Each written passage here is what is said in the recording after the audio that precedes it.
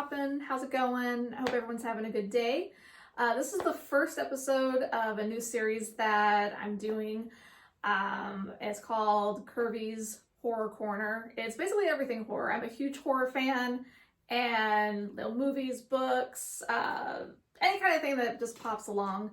And so I thought I would maybe once a week just do a review or talk about something that I had seen recently and have a guest. And our first guest today is this man right here. This is Slay. Greetings, everyone. I'm Slayheim. Yep. Nice to be here. Thanks for inviting me. Yeah, thanks for being here today. And we just watched a movie recently that we have some thoughts about and thought that we would just share them with you. The movie is called Breathing In, and it is a South African film from 2024. And I found that interesting because I am a huge history nerd. Specifically, I like to study South African history, South American history specifically. So that's what I enjoy. So when I was looking for it, it is on Amazon. That's where we watched it. It just popped up that it's a horror film that takes place during the Boer War in South Africa. In about 1901 is when the film takes place. And I was like, oh, that's interesting. So we decided to watch it, and so we're just here to talk about it. So what was your overall thought about it? Yeah, so I liked the film a lot. It was dark, gritty. It was very atmospheric. I thought the acting was good. So I really enjoyed the ambience. Yeah, That's what stood out to me. Yeah, I thought it was really right good. off the bat. And just to give a little synopsis about it, it takes place, as I said, during the Boer War. This is specifically in 1901, even though the war started in 1899. This is in 1901, and if you don't know much about the Boer War, it basically took place between the British, the Boers, and it was really about gold and diamonds and fighting for resources. Another part of it is that it was actually how concentration camps came to be. It was the first conflict in which that tactic was used. It's really horrific. But it has nothing to do with the plot of the film, really. Nothing to do. It's kind of like it's really just the setting of what's going on in the film, and has nothing to do, which I was a little disappointed that it didn't really have anything to do with the Boer War. It's just the setting of the film. Yeah, I thought the perspective was kind of limited. It was only from those small few individuals, and basically the movie has like 4 characters. Yeah. I don't know if you want to get into that later, but it was just very like it only existed inside of like a little room essentially. So I thought that was interesting. You don't really know much about like where you are, what time it is, what's going on, and just the overall conflict, I guess, that was taking place. Yeah, as I said, like it kind of exists within itself, and it's kind of without, even though that is the time period and the setting, it's kind of without time. Yeah. Because basically it takes place with these 4 characters, and one of the characters is just kind of laying on a mat the whole time because he's injured. Yeah. And it's this adjutant. Yeah. Adjutant. Yeah. And this woman, this older woman, and her daughter, who is in this chair all the time. And basically the plot of the film is that the older woman is trying to get this young adjutant to fall in love with her daughter. Yeah. To want to sacrifice himself so she can continue to live. It's a messed up story. It's very atmospheric, and essentially what I took from it is that they are witches. It is a witch film. It really is. Yeah. But the beautiful thing is it doesn't really spell it out for you. You kind of have to piece it together, and then it's like, clearly there's something supernatural going on, because the older woman from the very beginning started taking on like these weird like mannerisms and clicks, kind of like she was, there was a lot of allusions to like bird-like imagery, like vulture imagery, kind of like disease and rot kind of a thing. And she was very involved. She was kind of the mastermind, like organizing things. She would say, oh, I'm going to step outside for a minute. But like really she would just be there. But then another thing too, I got the sense that maybe there were 2 different types of, maybe one was like some kind of witch, and then the other one was maybe some type of vampire or something, and maybe they were working together in tandem. You don't really know. And then another thing I was thinking about is like, are they related to each other? Are they really a mother and daughter, or is it all just some BS? And they're just, you know, trying to lure people in. Those are some observations that I had. Yeah. I really thought that they are mother and daughter. Okay. And that's why she's doing everything for her. Yeah. That was my takeaway. It's definitely a mother-daughter relationship. Okay. And she does explain why she's doing this. And I don't want to go through the whole thing of why she's doing this and why she has to sacrifice a man so her daughter will live. But that's what it kind of steps into. Possibly the daughter has some kind of vampire thing about her that she needs basically she has to take the last breath of a man. The last breath. Yeah. And that's what's called breathing. But it's almost like, is it voluntary, kind of? See, it's weird because, look, here's another thing that I was thinking about. Yeah.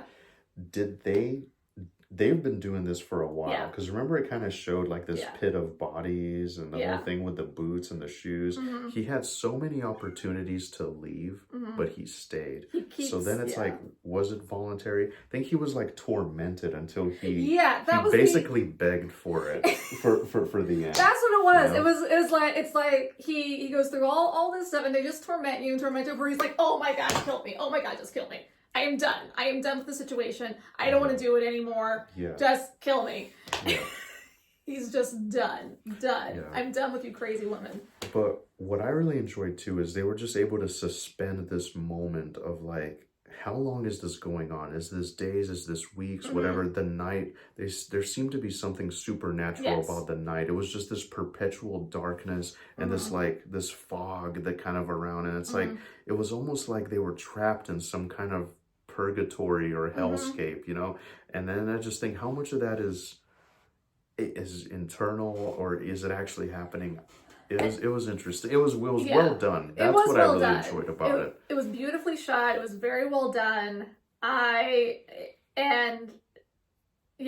are some of the things that I did like about it, was the atmospheric stuff. And he even mentions in the film where he's like, it's still night. Like, I feel like it's been weeks. Yeah. Like, I feel like it's just this ongoing thing with the night. And I'm sitting there watching it, and I'm just like, isn't there a war? Isn't there like someone gonna charge in? Like, isn't there a war? Aren't there like guerrillas and stuff like that? I mean, guerrillas, not gorillas, guerrillas. Yeah. Coming in, like they're all over. Like, isn't this very, very dangerous for them to just be staying in this house? Yeah. For this whole time. But anyway, it's like towards the end, so he does say, yeah, just kill me. And so she takes the last breath, and then the daughter, because the whole time she can barely walk, but when they do this little sacrifice, this little ritual, she gets the energy back. And I don't know how often they have to do it. I'm guessing it's not every day, but maybe like once a month or something like that. That's what I'm guessing. Once a month, every few weeks. And that's what they have to do to keep her going. But it's a very female positive film also, because the women, they do get away with it. And the men that they take care of everything, and she does kill him at the end. But sorry, now I was just hold your thought. I was wondering if the general was maybe somehow resisting the spell, or he was against it, because they had every opportunity to take his breath. Yes. But he was like, no, he was fighting from his sleep, kind of. Yes. And he kind of maybe tried to warn the guy. I don't know if there was something there, or maybe I was just looking into it too deep. But anyway. Well, that's very interesting, because at the very end, so, you know, they take the young guy, and at the very end, it kind of pan shots to the old general laying down, and he says, never give up. Or never surrender. Yeah. One of those things, you know, never give up, never surrender. And I think maybe that is the reason why she decided to not take him, because he was not surrendering. He was not having it, even though he's very, very sick and delusional. Yeah. Overall, I was trying to decide whether or not I liked it. I think, as I said, it has great stuff in it. It's very atmospheric. It does have some very nice scares in it, subtle ones. So it's not about jump scares. There aren't any jump scares in it, which I like. I like it very subtle. So that was very nice. Overall, I liked it for what it was. It's not something I would watch again. It's not something I'm going to put on and just be like, hey, let's watch this movie again. You see it once, you're like, I've seen that, and I'm done. Yeah. Yeah, it was very creepy, and that's really what it had going for it. But it's just, in my opinion, I just feel like it went on like way too long. Yeah. It was just, it's literally the definition of a slow burn. It's very, very slow burn. And ultimately for me, there wasn't much of a payoff. Yeah. So it's just like the visuals are stunning, the acting is amazing, but it didn't really blow me away. Yeah. They didn't explore, and I'm of the opinion, you shouldn't explore everything and spell it out for the viewer. A little bit of mystery is always really good, so you can kind of piece it together. But I just feel like it was great, and it had the visuals going for it. But as far as like the overall like horror, it wasn't quite there for me. Just my personal opinion. So I would say it was like average film. I would give it like 2.5 stars out of 5. 2.5. Out of 5. Yeah. If you want to watch it, that's fine. If you want to watch it, that's fine. As I said, it's to each their own. But that's pretty much what we feel about the movie.